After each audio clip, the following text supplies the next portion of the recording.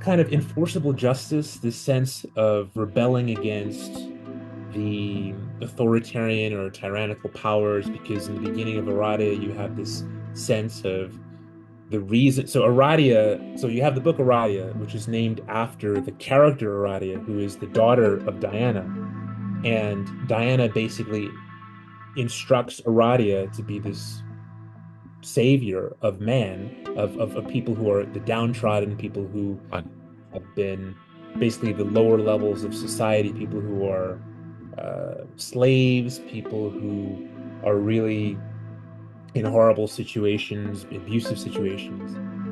Hello and welcome to the Spirit Box podcast, where we explore folklore, magic, the world of the spirits, and everything in between. In today's episode of Spirit Box, I'm joined once again by Dr. Andrew Mance, who's been on the show. Well, he's one of the very early shows. I think it was might have been like episode 9 of season 1, something like that. Yeah, super early. And he's back for a third time to talk about his forthcoming book, Ariada's Hidden Hand, The Untold Life of Roma Lister, coming out from Hexen Press sometime to mid to late September. Now, I read the book in advance of the interview, and really, really interesting, super interesting. I'd never heard of Roma Lister before. And as we'll get into the show, that this is an overlooked figure in Victorian spiritualism and the occult, from her collaborations with Charles Godfrey Leland, and some significant involvement with the famous Aradia manuscript. We also get into her contributions as a folklorist, occult writer, mentor. Dr. Mance traces her connections with Italian folk witchcraft and prominent figures such as Baroness Julia Rosencrantz, and her experimental blend of séances, folk magic, and Theosophy. Andrew also shares fresh insights into Leland's influence on modern witchcraft, particularly how Aradia shaped Doreen Valentine's Wiccan rituals, as well as his own discovery of new uncovered correspondence between Leland and Lister, which I believe he's going to publish on his blog.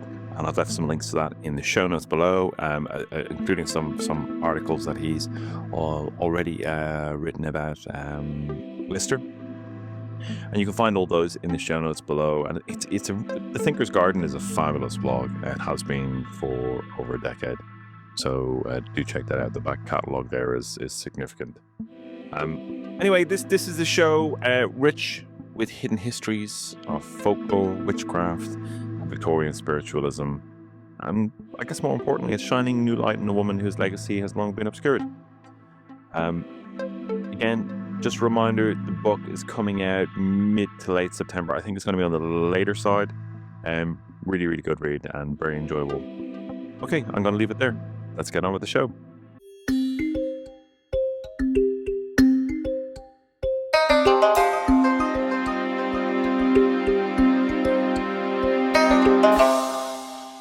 Okay, so welcome back, Dr. Drew. I thought just came up with that, Dr. Drew. You were like, that's a terrible joke to start the show with. Dr. Mance, you're very welcome back to the Spirit Box. How are you? I am well. It's great to be back. And today we're going to talk about your new book, soon to be published mid-September-ish. Is that about right? Yes, I think so. Yeah, cool. Well, I will put a note up on Patreon for everybody as to kind of when it's ready for release. I finished reading it today. Such an interesting book. Really well researched. Such interesting subjects. And for anybody, I think, interested in witchcraft, I guess from a folkloric perspective as well, really interesting read. Now, that's a nice intro for everybody into kind of the area we're going to talk about today. But one of the subjects of the book is Roma Lister. Could you tell us a bit about Roma Lister and how did you find out about her? Yes. Roma Lister is she was a folklorist. She was an occult writer, and she assisted Charles Godfrey Leland, who was an American folklorist, an American humorist, a journalist. So Roma Lister assisted him in basically gathering various folkloric snippets from people in the Italian in the Florentine, so not just in the Florentine countryside, but in Rome, the countryside, sort of Roman Campania, and also sort of in Tuscany. And so she assisted him in doing that, but she did various other things in her life. And so my book looks into these two aspects of her activities. So on the one hand, my book unpacks her life fully, or tries to the best of my ability. I've tried to unpack and try to unravel her life because she's been completely overlooked. Right.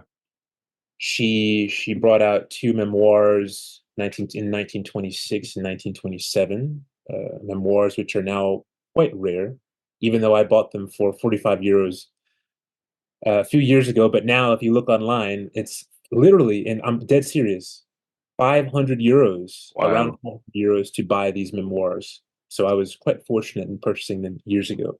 But yes, so she's pretty much this unknown figure. And I, part of my book, I'm unpacking that part of her life, but the other element of my book is sort of unpacking this mystical narrative, which is the narrative of Aradia and its origins. So Mhm. Aradia was this mysterious manuscript that Charles Godfrey Leland received from this woman called Maddalena, a folk witch, an Italian folk witch in 1897. And he published his own version of that. But the to this day, we don't have a copy of the original manuscript or a copy of these original documents. And this is something that has really intrigued scholars for decades, literally Right. decades. Right. I'm trying to dig in the book. I'm digging into all of these questions. I'm looking into Roma Lister, who she was, how she was in like how she assisted Leland, how she inspired and influenced Leland, her relationship with Maddalena, this folk witch. And then I'm also looking into the origins of this text of Aradia. So Okay. Excuse me. Why do you think she was overlooked? that's a very good question. And part of it is what I already said in terms of the scarcity of her memoirs. That's possibly one element. But I think also she, as an occultist, she was not out in the open publicizing and saying, "Oh, I'm doing this, and here's how you do witchy stuff." And she was very much private in terms of what she was actually doing. So in her memoir, she says, "Oh, I went to this séance and blah blah blah," and it's very much kind of impersonal, Right. but not really describing what she actually did, her practices. And so it makes it very, obviously, it would make it very difficult for people to analyze this, because in terms of the historical record, you have to dig into the archival stuff, like her letters, other things people have said about her, to get this information out. And that's what I've done Right. with this book. I've really tried to sieve through all of this documentary material to build a a a sort of a broader view of this woman, what her origin, like her personal background, her spiritual interests and practices, and all of that. And I've tried to be even-handed. I've tried to be careful. I've you mentioned you read the book, so I hope that you agree that I haven't done any overreaching. I haven't been overly speculative. There are periods where I will try to sort of make some small jumps, but then I'll say, I will say that this is a sort of speculative Hmm. point. But yeah, I've tried to be very, very careful with my argumentation, to especially when it comes to this authorship issue, Hmm. the issue the, of Aradia's provenance. And like for people who aren't familiar with Aradia, um, like it's known as the Gospel of the Witches, Yes. um, and it's an important text. I think within particularly within witchcraft. I suppose more broadly in the occult community as well. Can you tell us a little bit about Aradia? Yes. Who is So she? Aradia, so the text, as I said, so the story goes that, well, according to Charles Godfrey Leland, he received a document in the mail from a woman named Maddalena. Now, Maddalena, as I've mentioned before, was sort of an Italian claimed an Italian fortune teller. Leland described her as a witch, and so he received this document.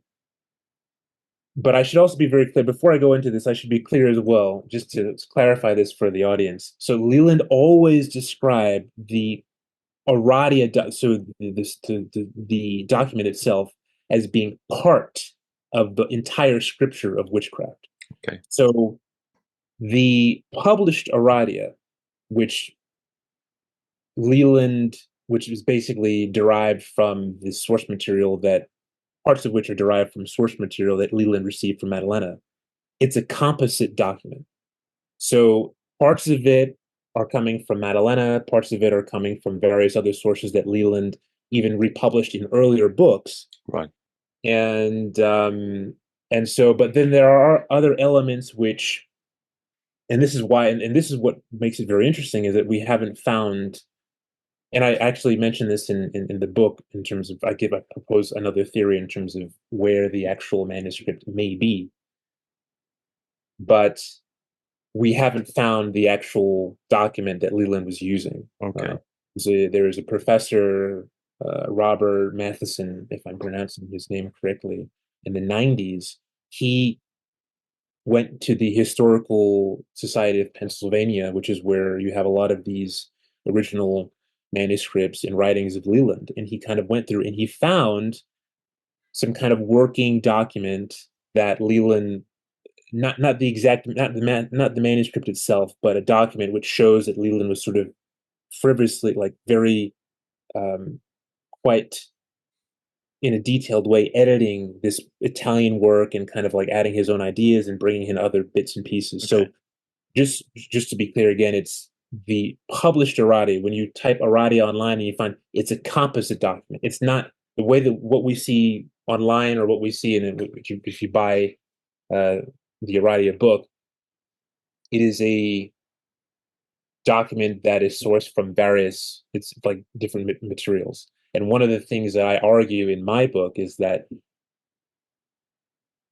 one of the things that I examine in my book, that I investigate, is whether or not Lister had a hand in sort of the creation of published Aradia. And and what makes Aradia excuse me, pardon me, what makes Aradia so significant to witchcraft? Well, parts of it were actually so when in the 1950s, it was Doreen Valiente who was known as the mother of Wicca, and she had joined the coven of Gerald Gardner, who's the founder of Wicca, as of Gardnerian Wicca. She used parts of basically for her charge of the goddess. She used parts of that to, and lots of thematic things within the rituals she took from Aradia, and they inspired her. And Doreen Valiente was also, she loved Leland. Right. She took bits and pieces. She read Legends of Florence, which is another text that Roma Lister contributed to. She actually, in Legends of Florence, Leland pays homage to Lister and says, thank you for your help, blah blah blah. So the fact that you have Legends of Florence, which is this other folkloric work, this 2-volume work, which is inspiring Doreen, like the whole spirit of witchcraft, you could say, is sort of coming not just from Aradia, but from Legends of Florence, from lots of Leland's other works. Right. And Doreen Valiente is taking a lot of these pieces and sort of looking at what is already there, what's there, what Gardner is working with, and she's saying, okay, let's add a little bit of flavor to this. And so I'm boiling it down, making it, I'm simplifying it, but that's essentially how you get this influence. That's why I would say that that's one of the reasons why Aradia is hugely influential, and also the sense of being of kind of enforceable justice, this sense of rebelling against the authoritarian or tyrannical powers, because in the beginning of Aradia, you have this sense of the reason. So Aradia, so you have the book Aradia, which is named after the character Aradia, who is the daughter of Diana. And Diana basically instructs Aradia to be this savior of man, of people who are the downtrodden, people who Fine. have been basically the lower levels of society, people who are slaves, people who are really in horrible situations, abusive situations. And the goddess Diana, tells Aradia that you need to teach these people magic. You need to teach these people sorcery. And this is how they will free themselves from their oppression. And this is something that thematically, this is also a theme that we get through in a lot of neo pagan movements, Right. and I think is very relevant to this day, particularly in the society, in Western society, in a oppressive society. This idea that you can have tools to instruments that will kind of level the playing ground, that will allow you, as somebody who may be in a very sort of Mm. low socioeconomic situation, to strike at the heart of power. Super interesting. Yeah, and you do see that theme come up again and again in kind of various different um like source witchcraft material, that like it's a tool for the common people. I kind of against those in power who behave unjustly. Really interesting to see that. Excuse me. And what would you say are kind of like the most important takeaways for the book? So if you are somebody who is a book lover, who many kind of people in the esoteric, who have esoteric areas of interest, certainly are. We all have kind of often um, very hard to justify to partners these book collections, and you know for people out there who'd be interested, like what you know what are the important takeaways, and why would you say they should buy this book? I would say that the book itself, for anyone who is interested in, so there are various reasons to buy the book. Firstly, if you're interested in Victoriana, if you're interested in séances, if you're interested in like ghosts, spiritualism, all of that, a lot, as you can, I'm sure you agree, a lot of the book is dedicated to looking into, especially Florence in the late 19th century, and how Florence was a kind of ghost land. Like literally around every corner, you have people doing seances. It's a very Mm-hmm. interesting atmosphere, really cool to, as a reader, to immerse yourself in that environment.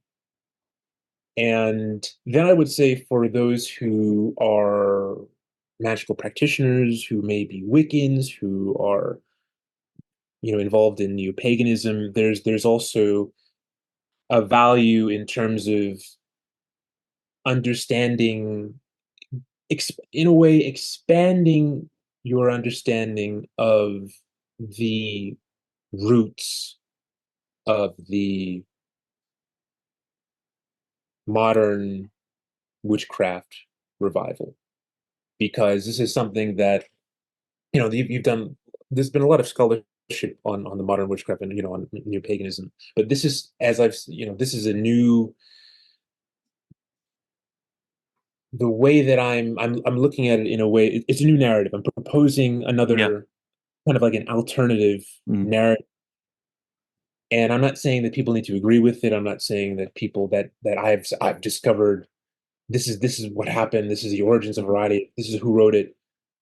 I'm putting all the information out there. I've been, as I said, I've been very critical. I've been very careful with my source material. Mhm. I haven't gone too far in terms of being overly speculative. And so this is also an investigative thing as well. Like I build throughout the book, I'm kind of providing all this information and Mhm. kind of building the evidence. And then as you get to the end, you have the whole conclusion, and then people can come to their own, Yeah. make their own decision about it. But I think it's also a book for, so, again, you have this book is for practitioners, it's for people who have just a generic interest in Victoriana, séances, spiritualism, etc., paganism. And then it's also for people who love folklore, because the appendix, there's also a large appendix in the book, at the end of the book, which includes folk tales, never before published folk tales that Lister collected, and some of her includes her describing her own experiences. There's even a very interesting essay that I included, which includes some ritualistic stuff that I have never encountered in my life before in terms of baptizing cards. I'm sure this is, I'm not. I have not encountered that in a text at all. So I think that it's will be quite valuable as well for people who are looking into in terms of fortune telling Yeah. and card reading. I think people will like that, and it'll be cool to connect all of this to this world in 19th century, like late 19th century Florence, and all the things that are happening at the same time. It's like one of the main reasons why I'm passionate about it is, like, as a historian, I feel Mhm. like doing history, it's time traveling, right? Yeah. And I love this this atmosphere, this ghostland atmosphere that you have in at that time, where it's just everybody seems to be in the right place at the right time. You have Madalena, you have Roma Lister, you have Charles Godfrey Leland, you've got all these other people practicing spiritualism. You've got all these different folk practitioners, and they're all here at the same time, and Mm. there's this exchange of information. There's people. It's really, really cool bohemian atmosphere. Mhm. Well, I think you've been very successful in your endeavors. Like I really enjoyed the book, and it's got a lovely balance of history and you know and exploring magical themes. Like I think you've done a fantastic job on it. Thank you. And as you said, the appendix is brilliant. I really enjoyed the appendix. And you've got there's some interesting like rituals on removing the evil eye in there, but I think you've done Roma Lister well there. I think you've given a great account of her influence and impact on witchcraft.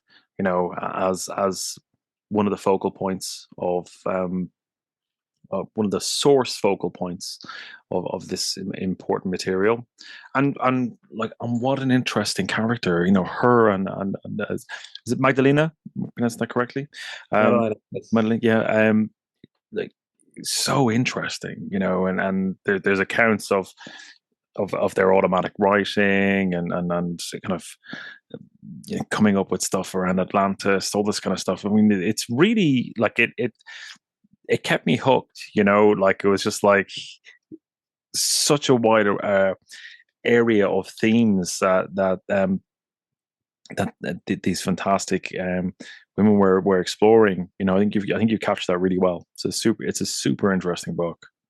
Thank you so much, and I'm happy you're saying this, because I tried to. It's a little bit different in terms of the prose. I wanted it to be very, very accessible to not just to academics, but also to those who are, just trade and mainstream Yeah. readers. And as you know, like in some of the beginnings of different chapters, I kind of set the scene in a way, in a almost like you would find in a fiction novel or something where I'm kind of like, oh, she's looking at a crystal ball, and just to sort of get people into the mood of it, to kind of put them in that context where, they're in this chateau or they're in this building, and then all of a sudden this guy goes into a frenzy, and then he goes under, he's possessed, and you know, I enjoy doing that, and I'm happy that you that you found it interesting. Yeah, Uh, definitely. I mean, I and like there's lots of um like elements in the book that are just super interesting themselves that could be explored more deeply as well. So it's a really kind of it's this full of rich veins of material for exploration. And like I don't want to give too much away. So do tell me to pipe down if this isn't areas that you want to go into. But there was one bit about a priest who um unwittingly inherited this magical power from a dying sorceress, and every month he would have to go into the wild. He'd get this kind of like magical fury. Um, yes, yes, it's something that I actually had. It's funny that you bring that up, because for me it's this sense of werewolfism, lycanthropy, and it's so cool because Leland knew this guy. really, Leland knew him. This is a guy in Florence, and also I have what's his name? There's another figure who I mentioned in the text, who was also a friend of who's a reverend who was basically a good friend of Leland at that time. And he also mentions this guy in his one of his other books, Florence Past and Present. So this is a real guy. mm, And the funny thing is, like, so you would have this guy who would say, guys, next week, just leave me alone. I'm gonna run it because I get this every single, at this time of the month, I need to run out there and just like hit trees and all this. And he would go into this frenzy. And they described it as this as he was uh, he had inherited a type of sorcery. And yes, that is an interesting element of it there. And that's, again, that's part of what I've tried to do with this book as well, is just to give people more information on these folk tales that have been ignored, and that have not really entered the public domain until, I mean, they're entering the public domain really for the first time, because yeah, otherwise we have different bits and pieces in Leland's work, different pieces in Lister's, and I've said, okay, let's get it all together. Here's what it is. hmm And I try to, you'll find that the readers will find that the book, there's like lots and lots of footnotes, extensive bibliography. So I've tried to basically give sources for everything. yeah, And no, I just had a great time doing it.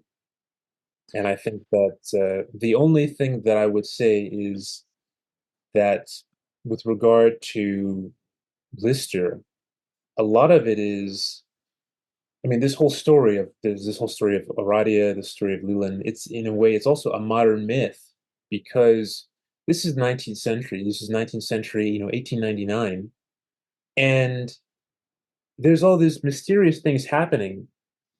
This mysterious thing is happening, and we're, till this day, like, we're still, what's cool for me is we're still unpacking all of this stuff. It's not like, okay, this was in 1650 or this was in 1300. This is the 1890s. hmm We're doing detective work. We're unraveling things, and there are even things that I uncovered recently, which I was not able to include in the book, because I'm still going through all of the right, masses of letters that I have to get permissions from, the archives at Library of Congress and everything like this.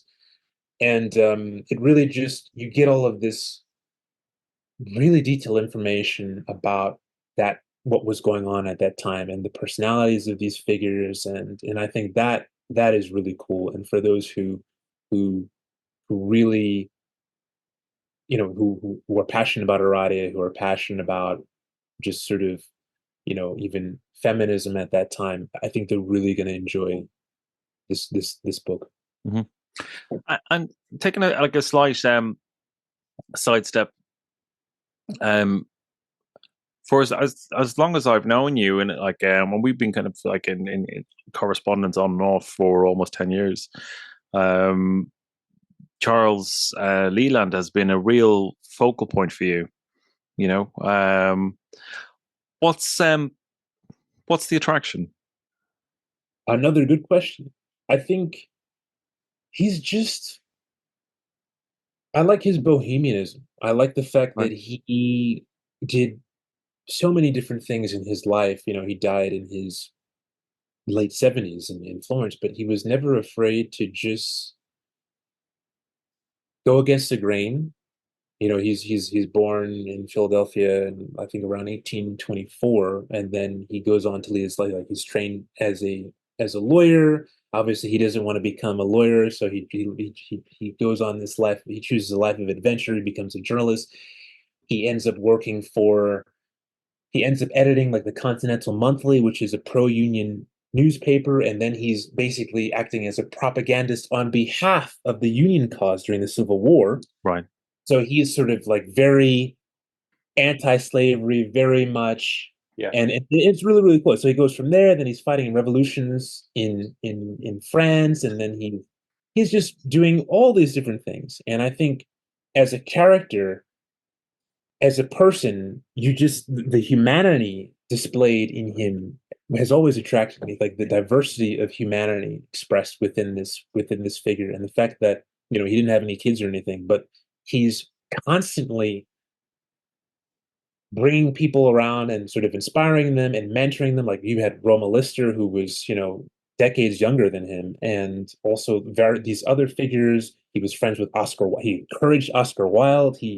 Lots of these different things that he did, and he was way ahead of his time. And right. lots of stuff. And initially, the Lister stuff, I wanted to write years ago. I wanted to write a book on Leland, which focused on none of the witchy stuff, but more on because he produced a number of essays against the Confederacy, right? And I was interested in sort of that element of him because there's clearly a connection between his political maneuvers, sort of his political writing, and also and this was when he was writing like in his, when he was a young man, Yeah. and still when he's with the Aradia stuff, there's still that current of being very anti-authoritarian, Hmm. very kind of like liberal in a way. And so I was interested in putting out kind of like an anthology of annotated sort of critical essays on his essays in a way. And that's sort of how I came across Lister, because I just saw that there are all these different references, and then I just got intrigued about who this woman was, and what her contributions to Leland's works were. But yeah, I've always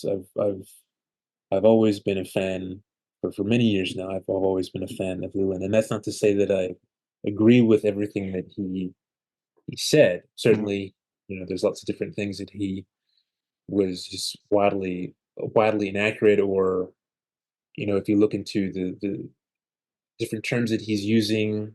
Again, we have to think 19th century. This is he's coming from kind of an upper middle class or an upper class context, and he's writing for an audience of sort of upper class. He's writing for a particular audience, so obviously some of the texts you will read now, and you see, well, why is he saying this or why is he saying that? We could describe it as being politically incorrect, Hmm. but it's just that's just the nature of history, I suppose. It's the Yeah. nature of how things are. Yeah. Yeah. Well, you know, you introduced me to your work, introduced me to him, and I'm very grateful for that. It's like as you say, incredibly interesting character. I love how some of these people are just you find out they were kind of um, contemporaries of all these like kind of huge names, like you just mentioned Oscar Wilde and all that kind of stuff. I always thought of it. How cool most of those parties have been, you know. Yeah.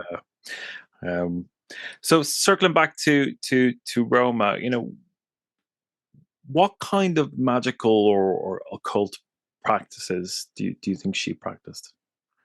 So we know for a fact, and this is not, I proved this in my book. There's no debate about this. There's debate about there can be debate about other things, but there is no debate that she did participate in séances, that she also served as a medium. She acted as a medium. She had strong mediumistic abilities. She also practiced folk magic, because she was actually raised. The people that she grew up. So Roma Lister was. I should sort of backtrack a bit and just maybe give you a bit more of her biography. So she was born in sort of the 1865. She says 1868, but her genealogical records say 1865. So she's born about 1865, and she's British, but she basically spent her entire life in Rome, and she grew up around all of these different in the Campania. Sort of, she would take many trips to, I say, the Roman Campania. So basically, the areas outside of Rome where she met lots of different folk practitioners who were involved in who were actively employed to use rituals to remove the evil eye and all of this. So she grew up with all of these influences. She's coming from a high level a high level British family, but at the same time she's engaging with people in the countryside. She's getting all of these other influences, and so she picked up on all of this, and that's one of the reasons why Leland immediately was um, it's one of the reasons why he immediately wanted to work with her, why he immediately saw her value, is Right. because they, you have a woman who is comes from this upper class background, but at the same time, she speaks dialects. She her her closest friends are claimed to be witches. And so for Leland, it's like, this is really interesting because, you know, we have someone who's really, really eloquent, who's really, really scholarly. She knows she's going back, she's already gathering her own folklore. Even before she met me, she was gathering her own folklore. And so he basically becomes her takes her under his wing. And I was looking at a letter from Lister to Leland the other day. In the beginning, she's calling him venerable master. And so they really had this kind of mentor people relationship. And I think part of the reason why Leland got so close to not just Roma Lister, but there's other younger folklorists who he kind of mentored, and other people like Bohemians like Oscar Wilde, who he gave a lot of advice to, is because he didn't have kids of his own, and I think he was just he was really interested in speaking to people who were not your everyday run of the mill people who are just focused on, well, I need to go to work and do this, but Right. just Yeah. interesting, like, who have fascinating stories and have fascinating perspectives on the nature of life, and on what and on the diverse elements of experience, on the diverse aspects of experience. And were there any particular characters who were, let's say, some of Lister's inspirations? Yes, so her aunt was Baroness Julia Rosencrantz. So Julia Rosencrantz was a very, very well-known medium. And this is not speculation. This is proven. In fact, you have lots of Julia Rosencrantz's experiments, the texts, these documents, the recordings, the seances that they've done. have not been published, but they are in the archives of the Psychic College in London. Okay. And I'm planning to go and pick through these because Lister is also involved with this. But yeah, Julia Rosencrantz was a major influence on Lister, and she, starting from around 18, I argue around 1892, she began to loop Lister into different things, and they would, she trained her, she introduced Lister to people like Eusapia Palladino, which is Eusapia Palladino was a very famous Italian medium, very very famous. And so Lister, early on in her 20s, was brought into this world, and she embraced it fully. Right. And Rosencrantz, I think, was a major mentor. And then you also had Walburga Paget, who was one of Lister's closest friends. She was a few years older than, so basically, I think almost 10 years older than her, but they were very, very close. And Walburga Paget was this big socialite who had this mansion in Belloscardo, just outside of Florence, and she invited all these different artists and diplomats because her husband was Sir August Paget, and he was I think he was an ambassador, English ambassador, and so she would, not just do this for practical reasons, but then she would also bring in people who they would do séances there.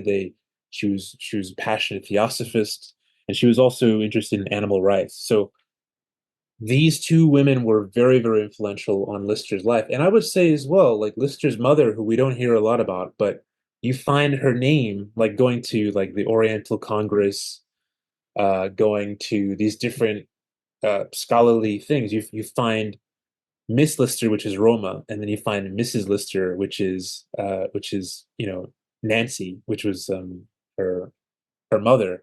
And Right. so she was just she grew up in a context where, and her father died her father died before she was even like 6. Right. So she basically grew up around her mother, her aunts, all of these women, and these were all independent women doing their own things, doing their own finances and all of this stuff. And they were all very, very scholarly. They were passionate about anthropology, psychology. They were giving donations to all these different organizations. So this is the concept. This is how she grew up. Um, yeah. Super interesting. And is there a theosophical element in there as well? No, absolutely, absolutely. So Lister was actually she was a theosophist. She, very early on, I think in the early 1900s, she describes herself as FTS, which is sort of Fellow of the Theosophical Society. So that was her definitely one of her early interests. And so yes, she was a theosophist, and I think she was also, but she, again, at the same time, she was involved in spiritualistic practices. Right. She was a Right. member of the Theosophical Society, but she was involved. She was just passionate about figuring out, almost like modern day occultists. Hmm. Does this work? If I do this ritual, will this work? Not necessarily. She's not interested in saying, defining herself as I'm a Christian or I'm this or I'm that, or if I do this, what will happen? If I Right. experiment, Right. what will happen? She's very much an experimenter. She's very much someone who took a evidence-based approach to things, and she wasn't afraid she was never afraid to experiment. Right. Never. Right. And I know you're in a culture. You're talking at a culture in October. Yes. I assume about your this book. Yes. Yeah. Yes. Yes. I'll just be speaking more about my findings and more about these worlds that Lister immersed herself in, and which were really, really incredible. And it's just a shame that we don't have more. As I said, like I've done with the book, I've done a lot of detective work. I've pulled different pieces, but there's still, and I even say this, there's still a lot to be. I'm sure there's still a lot that I haven't found yet. There are lots of Yeah. things in the archive, different letters that may shed more light on issues. And I would encourage people to, if they have an interest, to kind of dig into this, to kind of go and expand the conversation even more, because Yeah. all of this is really for me is about expanding the expanding the narrative, Hmm. a more nuanced view of the, not just of Lister's life, but of the origins Hmm. of this sort of modern witchcraft revival. Yeah. Yeah. Well, it's an absolutely fascinating book. As I said, I really enjoyed it. I think it's a great addition to the corpus of where we marry up kind of history and our culture more broadly, but specifically witchcraft. I think you've done a fantastic job. It's an absolutely riveting read. Um, I mean, I say that you've got witchcraft in history. I'm going to love it. You know what I mean? But I Well, think you did a great job with it. A really, really, really great book. So, as I said, I really enjoyed the book, and it's due out in mid to late September. yeah, Date to be confirmed. So, if people want to find out uh, a little bit more about you, about your work, about the book, where's the best place for them to do so? for me, so I run, as you know, I've been running the thinkersgarden.com for many years, and for the past few months I've just been publishing different snippets, different things that aren't necessarily included in the book, but Oh, just to cool. stimulate interest, or different articles on Roma Lister and who she was in, the people that she involved herself with, the different séances she Hmm. attended. And so people can go to the thinkersgarden.com. You'll see immediately some articles on Roma Lister. And I do intend to publish some, and that probably either in the next few weeks leading up to the release or afterwards. I mentioned during our conversation that I came across recently, long after I submitted the manuscript, new letters from Leland to Lister and from Lister to Leland, like really, really interesting letters, which shed a bit more light on their relationship. Right. So I do have permission to share these letters, which are coming from America. They're coming from Right.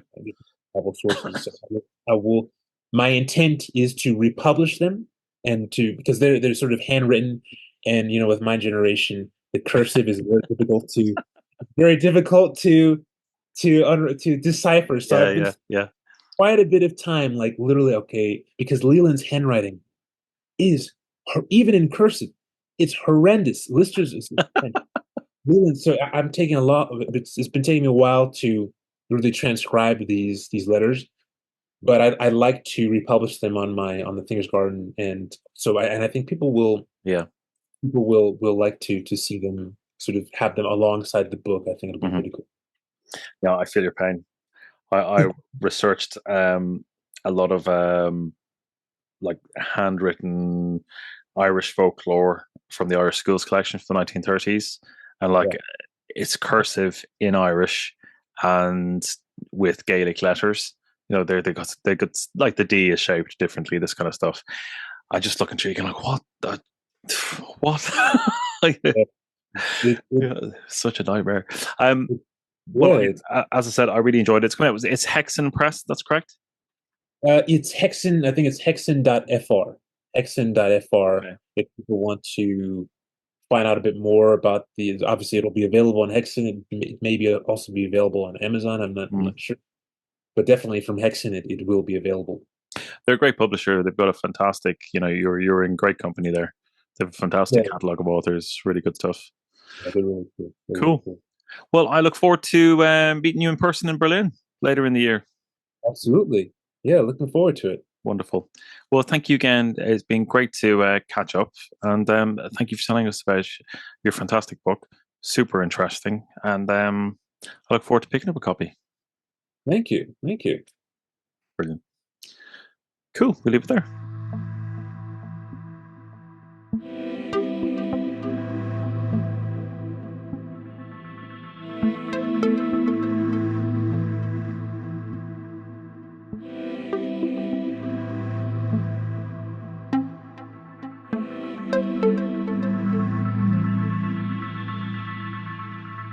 Wonderful stuff. I hope you all enjoyed that. I'd never heard of Roma Lister before, yeah, I really enjoyed that. It was super interesting. I love that blend of history and Victoriana and folklore and witchcraft, and that's just right up my straza. Um, I'm going to leave it there. I hope you're all good. That's the last show for August, and I'll see you in September. Take care and talk soon.